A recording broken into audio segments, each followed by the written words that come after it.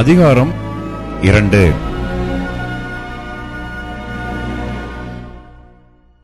ஆமோத்சின் குமாரனாகிய ஏசாயா யூதாவையும் எருசலேமையும் குறித்து கண்ட தரிசனம்.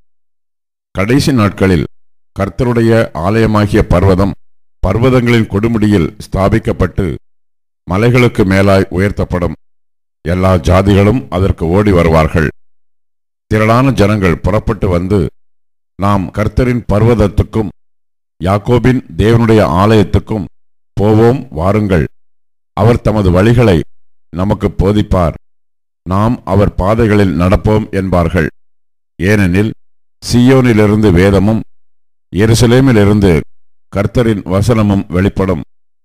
அவர் ஜாதிகளுக்குள் நியாயம் தீர்த்து திரளான ஜனங்களை கடிந்து கொள்வார். அப்பொழுது அவர்கள் தங்கள் பட்டயங்களை மண்வெட்டிகளாகவும் தங்கள் ஈட்டிகளை அரிவாள்களாகவும் அடிப்பார்கள். ஜாதிக்கு விரோதமாய் ஜாதி பட்டயம் எடுப்பதில்லை, இனி அவர்கள் யுத்தத்தை கற்பதுமில்லை.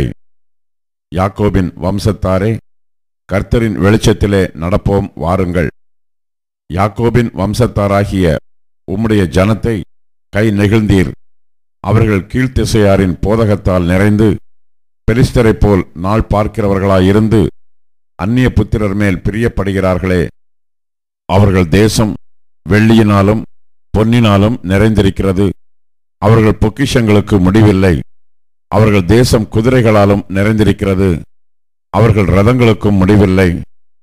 அவர்கள் தேசம் விக்கிரகங்களாலும் நிறைந்திருக்கிறது. தங்கள் கைகளின் கிரியையையும் தங்கள் விரல்கள் உண்டு பண்ணினதையும் பணிந்து கொள்ளுகிறார்கள். சிறியவனும் குறிகிறான், பெரியவனும் பணிகிறான். ஆகையால் அவர்களுக்கு மன்னியாதிருப்பீர்.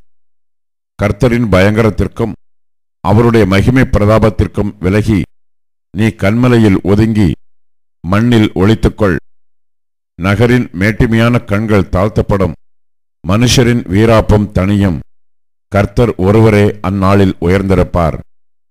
எல்லாம் தாழ்த்தப்படும் பொருட்டு சேனைகளுடைய கர்த்தரின் நாளானது பெருமையும் மேட்டிமையுமானவை எல்லாவற்றின் மேலும் உயர்ந்தவை எல்லாவற்றின் மேலும் லீபனோனில் உள்ள உயரமும் ஓங்கலுமான எல்லா கேதுருக்களின் மேலும் பாசானிலுள்ள எல்லா கர்வாலி மரங்களின் மேலும் உன்னதமான எல்லா பர்வதங்களின் மேலும் உயரமான எல்லா மலைகளின் மேலும் உயர்ந்த எல்லா கோபுரத்தின் மேலும் அரணான எல்லா மதிலின் மேலும் தர்ஷீஷின் கப்பல்கள் எல்லாவற்றின் மேலும் எல்லா சித்திர வினோதங்களின் மேலும் வரும். அப்பொழுது நகரின் மேட்டிமை தாழ்ந்து மனுஷரின் வீராப்பு தணியும். கர்த்தர் ஒருவரே அந்நாளில் உயர்ந்திருப்பார். விக்கிரகங்கள் கட்டோடை ஒளிந்து போம்.